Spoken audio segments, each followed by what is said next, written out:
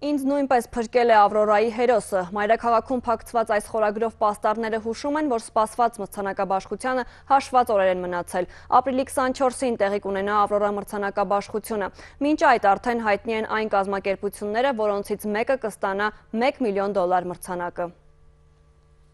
Արդեն հայտնի են այն կազմակերպությունները, որոնցից մեկը ապրիլի 24-ին կստանա Ավրորա մրցանակաբաշխության $1 միլիոն դրամաշնորհը։ Նրանց ներկայացրել են կիսաեզրափակիչ անցած 4 հավակնորդները։ $1 միլիոն կտրվի այն հավակնորդին ներկայացրած կազմակերպությանը, որը կնվաճի Ավրորա Փրայզի գլխավոր դափնին։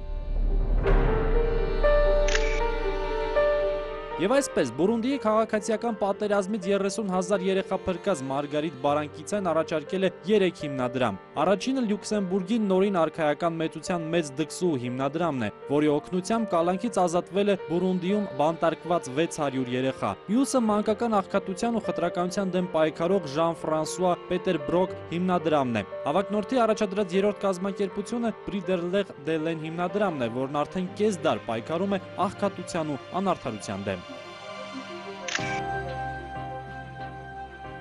Հարավային Սուդանի Նուբայի լեռներում աշխատող միակ բժիշկ Թոմ Քաթինան նույնպես 3 կազմակերպություն է առաջարկել։ Աֆրիկյան առաքելությունների առողջապահական հիմնադրամի շնորհիվ Աֆրիկայում տարեկան բուժվում է 70,000 մարդ ու իրականացվում մի քանի հազար վիրահատություն։ Երկրորդ հավակնորդը կաթոլիկ բուժառաքելության խորհուրդն է, որը մարդասիրական երկարաժամկետ օժանդակություն է տրամադրում աղքատությունից եւ խտրականությունից տուժածներին։ Եվ երրորդ կազմակերպությունը Էլ Օբրեյդի թեմն է։ 2008-ին թեմը հիմնել է գթության մայր հիվանդանոցը, որտեղ բուժվում է ավելի քան 200,000 մարդ։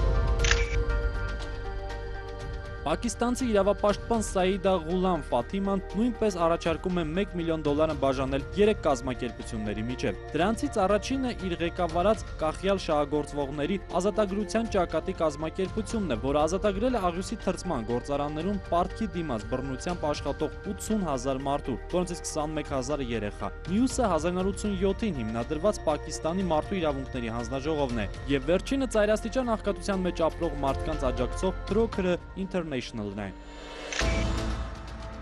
Տոգոյացի մարդասեր Հայր Բեռնարդ Կինվին միայն մեկ կազմակերպություն է առաջարկել։ Հայ Բեռնարդի հաղթանակի դեպքում $1 միլիոն ամբողջությամբ կփոխանցվի 1586-ին հիմնադրված Կամիլյանների միաբանությունը, որի 1200 անդամները իրենց կյանքը վտանգելով խնամում են հազարավոր հիվանդների։